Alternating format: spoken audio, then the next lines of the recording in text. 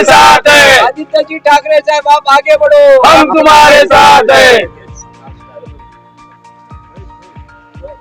Role role.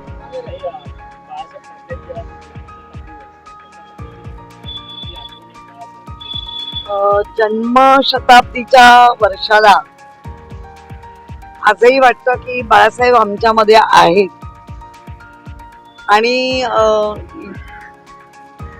प्रत्येक श्वासाला बाळासाहेबांची आठवण येते आणि जन्म शताब्दीच्या वर्षानिमित्तानं अगदी आजपासूनच आमचे हे वर्षभर लोकांसाठी असलेले कार्यक्रम मध्ये ब्लड डोनेशन असेल, कॅम्प असेल, खूप कार्यक्रम होऊ घातलेले आहेत. आम्ही हे जे काय आम्ही आज 2022 नंतर मुंबईने महाराष्ट्राने पाहिलं आहे नक्कीच बाळासाहेबांसाठी ते वेदनादायी आहे. पण बाळासाहेबांना हेही एक आनंद आहे, माझा मुलगा कुठेही वाकला नाही, कुठेही झुकला नाही आणि महाराष्ट्रासाठी आणि मुंबईसाठी आजही ताट मानेन ते उभे आहेत. परंतु ह्या सगळ्या मुंबई महानगरपालिकेच्या निवडणुकीमध्ये बाळासाहेबांचं जन्मशताब्दी वर्ष सत्ता नाही याची खंत तुम्हाला वाटते का? नाही, मुळामध्ये असं त्याला खंत म्हणता येणार नाही, वाईट तर सगळ्यांनाच वाटतं. पण आज जर बघितलं सत्ता बत्ता गुंड पुंड पैसा सगळं एका बाजूला होतं आणि फक्त उद्धवजींकडे स्वतःचं एक आत्मविश्वास, स्वाभिमान आणि त्यांच्याबरोबर असलेले निष्ठेनी असलेले शिवसैनिक यांच्या जोरावर आम्ही जे काही यश मिळवलंय ते तोडीस तोड मुंबईमध्ये आम्ही क्रमांकावर आहोत.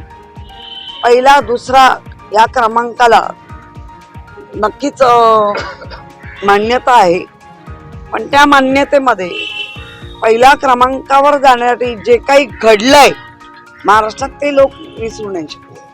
खरं तर तुमच्या पक्षाचे ज्येष्ठ नेते आहेत भास्करराव जाधव यांनी आज सकाळीच एक विधान केलंय की मुंबईचा महापौर हा सामान्य शिवसैनिकच झाला पाहिजे आणि एकनाथ शिंदेंनी मोठ्या मनाने खरं तर बाळासाहेबांच्या जन्मशताब्दीनिमित्त शिवसेनेला अर्थात उद्धव ठाकरेंना पाठिंबा दिला पाहिजे अशा पद्धतीची भूमिका त्यांच्याकडनं व्यक्त केली. बघा, ते एक असे कडवट शिवसैनिक आहेत.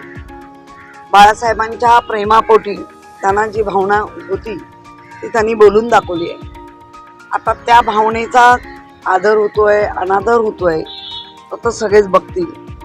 पण आम्हालाही वाटतं की इतकं अट्टहासाने जे काय केलं मग तिथे बाळासाहेबांचाच शिवसेनेचाच महापौर असावा.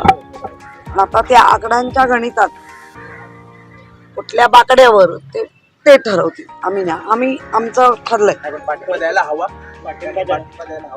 हवा की नको तो भास्कररावांनी जो टाकलेला पेच आहे तो ते सोडवतील, मी नाही. परंतु ज्यांनी उद्धव ठाकरेंची गद्दारी केली असं सातत्यानं म्हटलं जातं त्यांचा सपोर्ट तुम्हाला नाही, मुळामध्ये हा पाहिजे की नाहीचा हा माझा प्रश्न किंवा पक्षाचा नाहीच.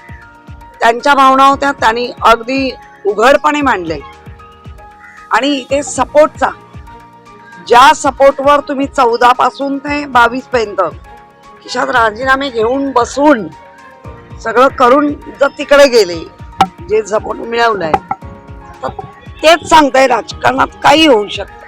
काही केडीएमसी मध्ये मनसे आणि शिंदेची शिवसेना एकत्रित आलेली आहे. हे गेल्या काही 2-4 दिवसांपासून होत आहे. हे कशा पद्धतीने माता राज ठाकरेंनी सुद्धा एक फेसबुक पोस्ट मध्ये स्वतःची भूमिका जाहीर केली आहे की राजकारणासाठी लवचिकता ही आणली पाहिजे आणि बाळासाहेबांनी देखील तशा पद्धतीची लवचिकता ही वेळोवेळी आणलेली आहे. नाही, राजसाहेबांवरच्या कुठल्याही निर्णयावर मी बोलणार नाही. राजकारणात लवचिकता नक्की असावी पण त्या लवचिकतेमध्ये काही तुटणार नाही ना ह्याची काळजी असावी. तरी पण महापौर पदाच्या आरक्षण सोडतीच्या संदर्भात तुम्ही स्वतःहून नाही, मुळामध्ये तुम्ही सगळे होते, तुम्हाला बाहेर का काढला हा पहिला प्रश्न आहे, तुम्ही पण विचारला पाहिजे. जर पारदर्शकतेमध्ये होती तर तुम्हाला का बाहेर काढलं? दुसरं आमचं म्हणणं होतं मुंबई हा एसटी हा जो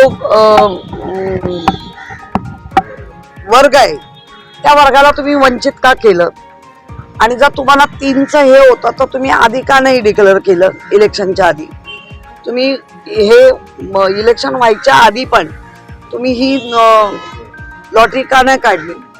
त्यानंतर तुम्ही ज्या ओबीसी साठी इतकी वर्ष लागली आणि त्यांनी जिंकून आणलं ओबीसीनी, त्या ओबीसी महिला ह्या त्याच्यामध्ये का नाही आणलं मुंबई? त्यामुळे बऱ्याच वर्गांना डावलून पक्षाचा माइंडेड बघून जे आणलं गेलंय, एक महिलाच बसणार आहे, त्यामुळे कौतुक आनंद, पण जे काम आहे ते मात्र चुकलेलं आहे आणि चुकीचं केलंय.